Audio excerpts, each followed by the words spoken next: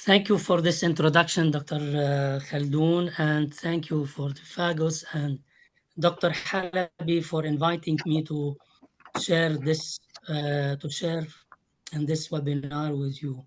I'm trying to share my slides. Okay. Slides are okay, seen by most We can of you. see it. Yeah, we can see it, Antoine. So start, please. Okay, my talk as it's lifestyle and IVF outcome.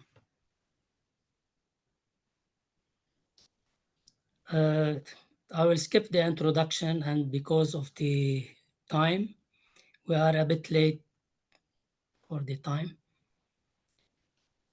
So lifestyle, one would think, what's lifestyles? When I reviewed the literature, there are a few publications talking about lifestyle in general and the outcome of IVF. So this is when I thought that what is involved in lifestyle? I mean, is it the movement? Is the eating, the diet? Is the way we live? So this is why you'll see why I chose the different topics to talk about it. I found only 3 publications talking about lifestyle in general. This one is from 2012. And in this study, they wanted to check if the patient changed their behavior during IVF. So in the months before their IVF cycle, 118 patients, they did a questionnaire, how they changed, and they found that the only change was in drinking alcohol from 73% to 49%, and the increase in the use of acupuncture, maybe because this was thought to increase the success rate. Another publication from 2022, and this is the specific lifestyles and in vitro outcome. This is from Romania, a pilot study. They grouped the patients by questionnaire, the self-reported lifestyle habits and behaviors into 2 patterns. They asked them about the use of personal care products like makeup, face creams. Do you prefer me to talk in Arabic or I continue in English, Dr. Halabi? I think, Antoine, you're doing very well with with English, so carry on. Okay. So 2 groups of behavior, the use of personal care products, face creams, body lotions, perfumes, etc. And this would reflect the exposure to toxic chemical. And the second behavior is about healthy diet and physical activity. And they found that the greater use of the personal care products gave lower pregnancy rates and live birth, whereas the healthy diet and the good exercise gave a better success rate. The third one about lifestyles is maternal lifestyles and nutritional habits and their association with the XC outcome. More than 750 cases. Before starting the stimulation, they completed a questionnaire on cigarette smoking, alcohol beverages, diet, whether they're using sugar, artificial sweeteners, soft drinks, fruits, etc., and the exercise frequency over the past 6 months. The outcome, poor maternal habits, gave a reduced oocyte quality and XC outcome. But many of these associations were shown to be dose-dependent, and this is obvious because if one smokes few cigarettes compared to 2 or 3 boxes per day, definitely the poor outcome or the bad effect will be more depending on the dose. Now for specific daily behaviors or habits, I start with the physical activity, and I will talk about sleeping, bed rest, exercise, and sexual behavior. Starting with the sleeping, what do we have studies about sleeping? Few studies. This is from 2011. Melatonin improves the outcome, the oocyte and embryo outcome in IVF patients. 66 patients with insomnia undergoing IVF procedures, they randomly divided into two groups. Group A received melatonin 3 milligrams at bedtime, and Group B, no melatonin. Group A, they had more eggs and more mature eggs retrieved, but the pregnancy rate was similar. Polycystic ovarian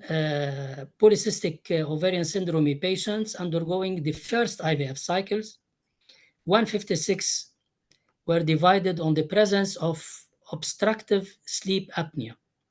And the results, the biochemical and clinical pregnancy rates were lower in those with obstructive sleep apnea than not having this entity.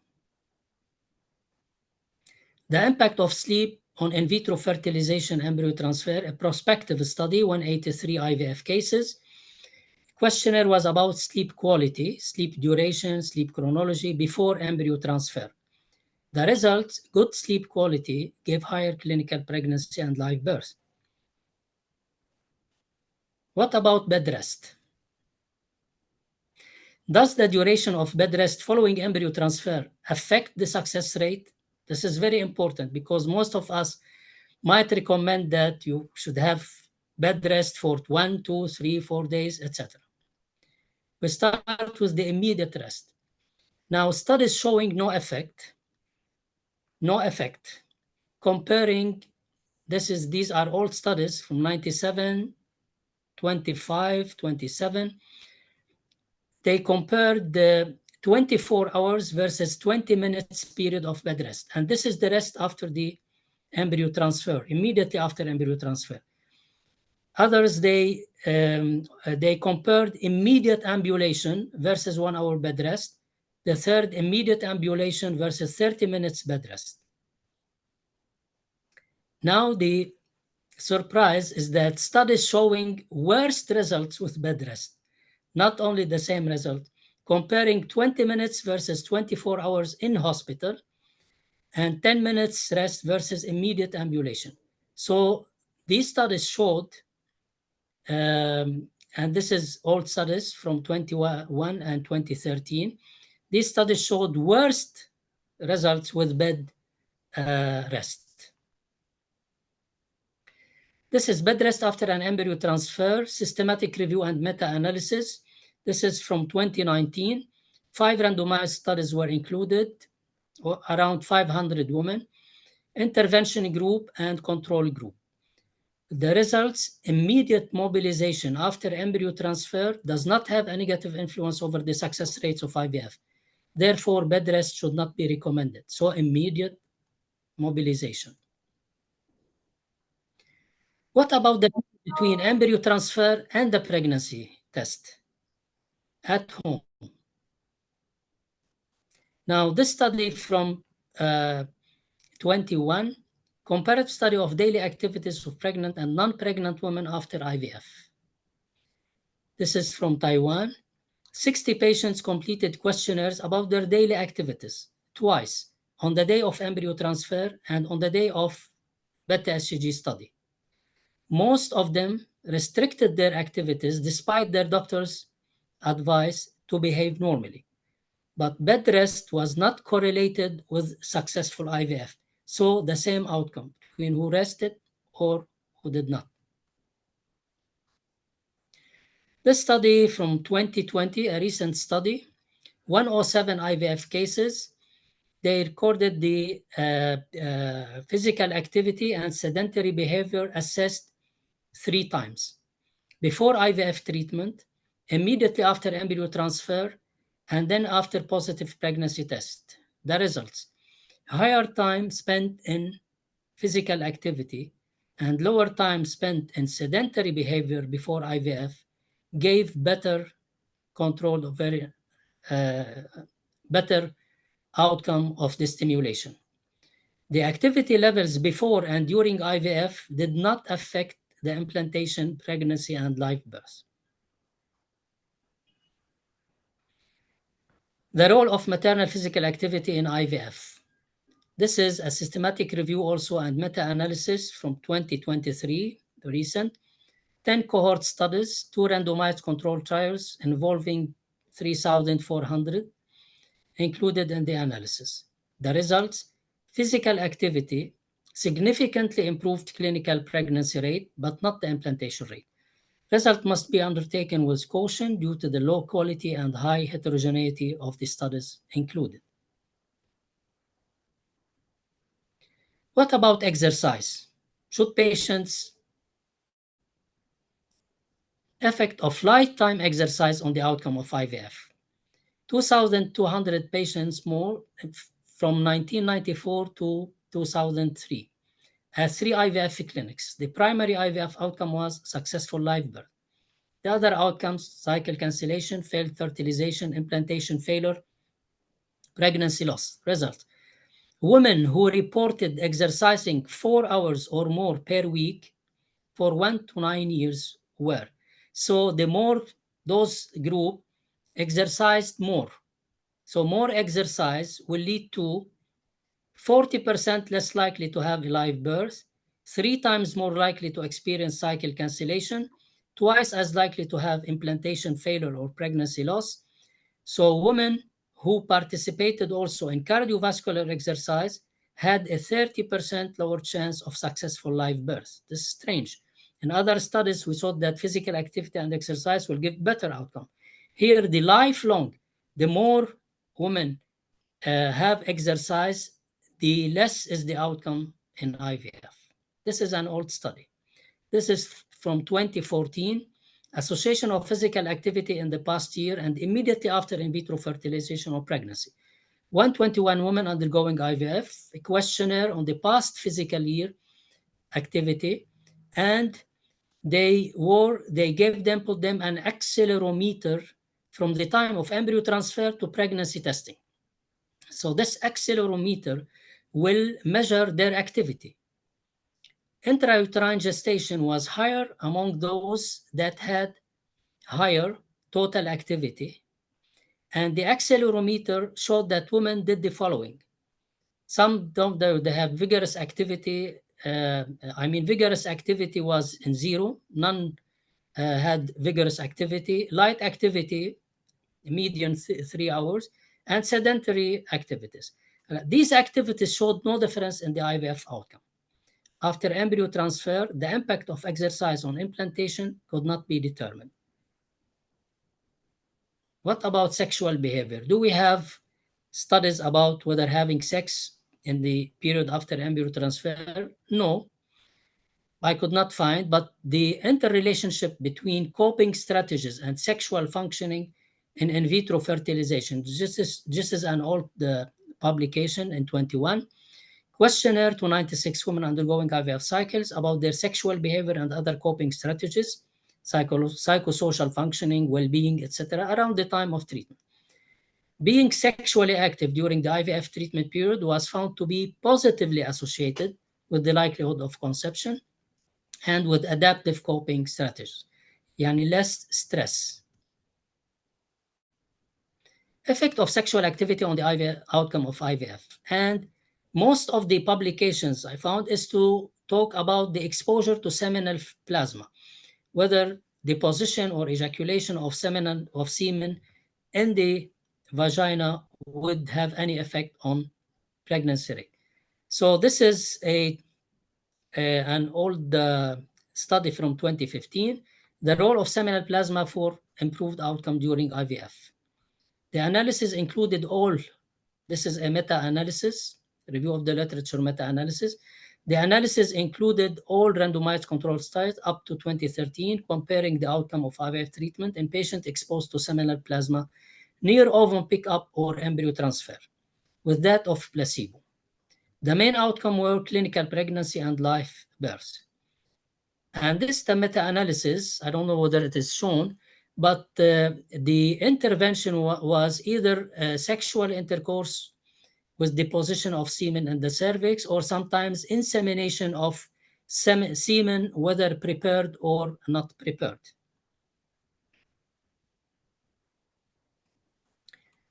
So the results. In total, 2,200 were involved. Meta-analysis showed that exposure to seminal plasma had a statistically significant improvement in clinical pregnancy rate, but not in the ongoing pregnancy and live birth rate. So what to advise your patient? You have to choose. What is the effect of IVF on sexual activity? The contrary, definitely. Compared with a control sample, women undergoing IVF scored significantly lower in sexual interest, desire, orgasm, satisfaction, sexual activity, and overall sexual function. So all patients will have less sexual activity during the IVF period, especially between embryo transfer and the pregnancy test. What about smoking? Cigarette, nargile, drugs. Cigarettes. Now, we cannot have controlled randomized studies about cigarettes. It's the ethical issue of controlled studies because you cannot ask a patient to smoke, and we know that smoking is harmful. So all studies are observational studies. Up till now, the results are still controversial. Revision of all studies showed the following. Smoking and in vitro fertilization. This is an old study, but it's a good study because they assessed smoking by measuring rhodonite concentration in blood. They showed no significant difference of fertilization rate and pregnancy rate between the two groups, but this is an old study. Now, studies showing no effect of cigarette smoking, and these are 5 studies from 1992 to 28, and these are studies showing negative effect of cigarette smoking on IVF, 11 studies from 21 to 2013. Okay. So what about the meta-analysis? This is in 2018, updated meta-analysis, 28 studies. The results, smokers compared with non-smokers have decreases in live birth rate, in clinical pregnancy rate, and number of retrieved oocytes, and in average fertilization rate, and increased miscarriage rate. So this meta-analysis, 2018, strongly recommends smoking cessation before IVF. It is harmful. What about nargile? This study, we reported this study 2010 and from our hospital. 297 women underwent exit treatment. We showed that no significant difference in the clinical pregnancy rate between nargile smokers and non-smokers.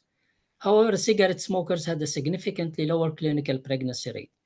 But just for nargile, we cannot advertise from this study for nargile smoking because the age group and those who used the nargile was younger than the other group, and this might give why we have no difference in the pregnancy rate. So the age group of those who used nargile was younger. الصبايا الصغار, they like nargile. Marijuana. This is an old study showing no difference in both timing and amount of marijuana use negatively affected IVF and gift. This is a very old study, prospective study.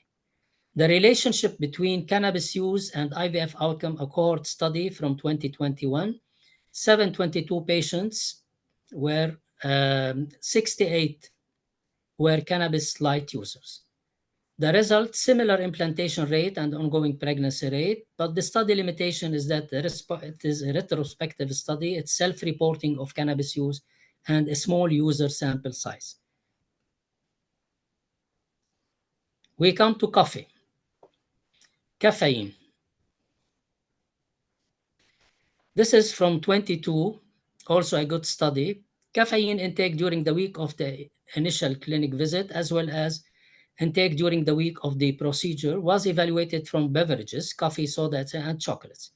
Caffeine intake was associated with decreased live birth, decreased gestational age, and increased multiple gestation.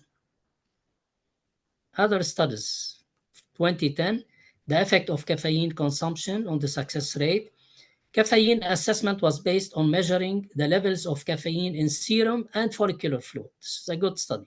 And on the number of coffee or tea or caffeinated drinks consumed per day.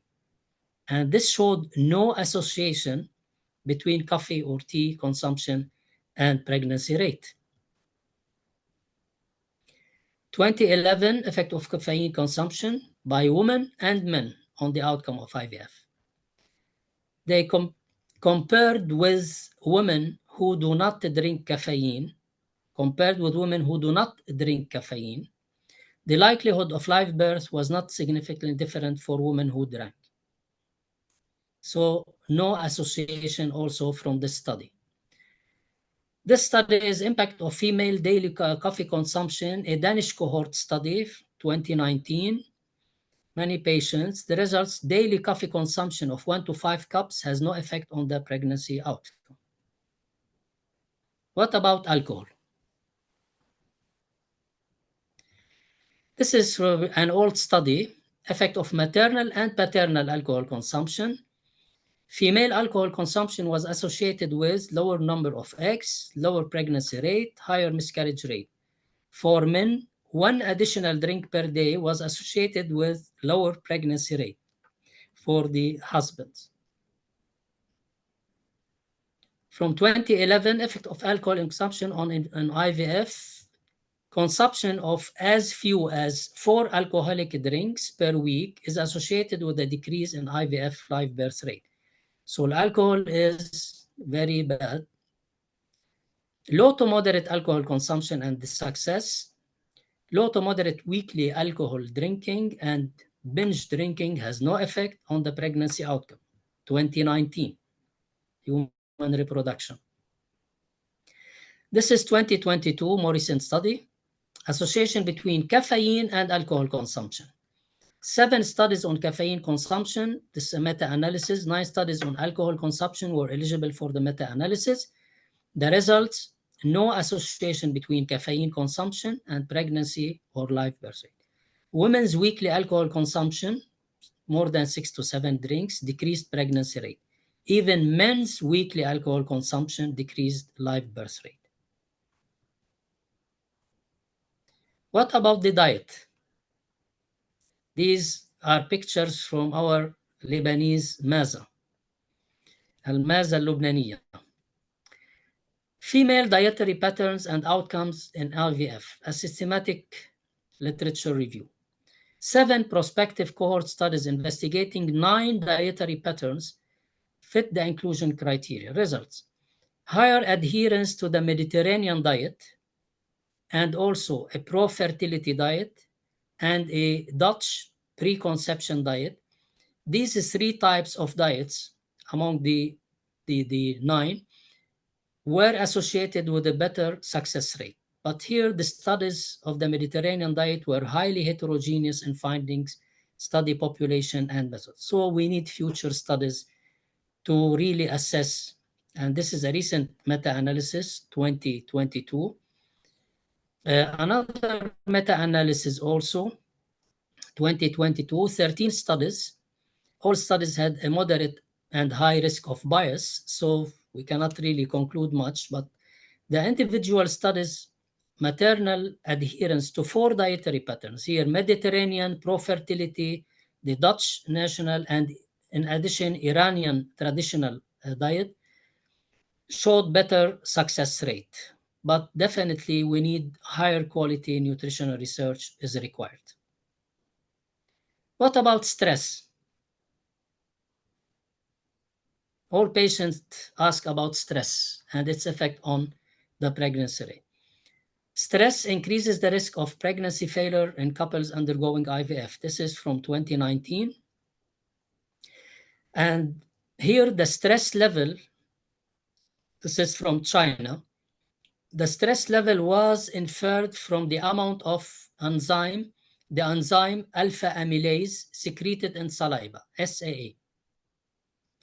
For 57 infertile couples, in their first IVF cycle, the test done at the start of stimulation.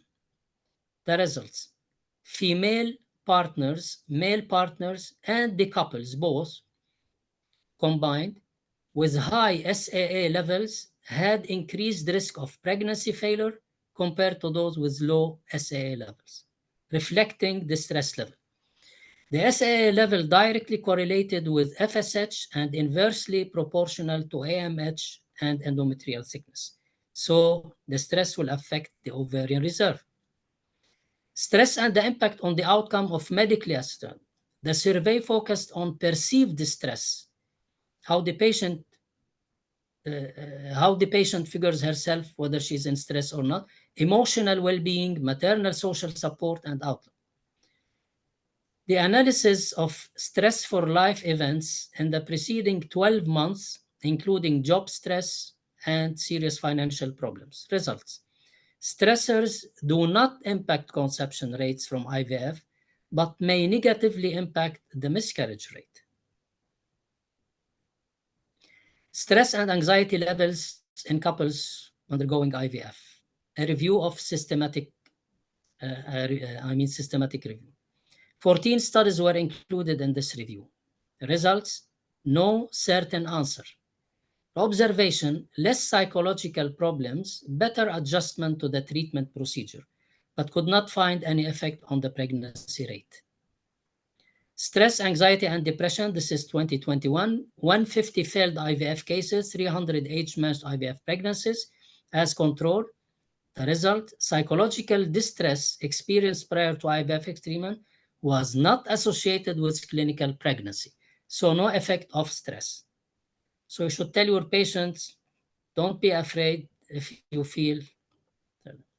What's the take-home instructions after embryo transfer? And this is what we should do to all our patients after embryo transfers. And most centers, they have pamphlets or papers mentioning all the things, how to eat, what to eat, how to sleep, how to take a bath, how many baths per day, hot water, cold water, etc. I think we are living in Arab countries and all of these. So diet, definitely it should be a healthy diet. No raw food, no alcohol, caffeine 1 to 2 cups per day, no smoking or drugs, normal physical activity, bed rest, no complete bed rest, no vigorous exercise, no intercourse. When I presented this take home, no intercourse, one of the my friend specialized in sexuality of women said, why you said no intercourse? I said, better not to have or few intercourses anyway, and no need for anxiety pills. Thank you.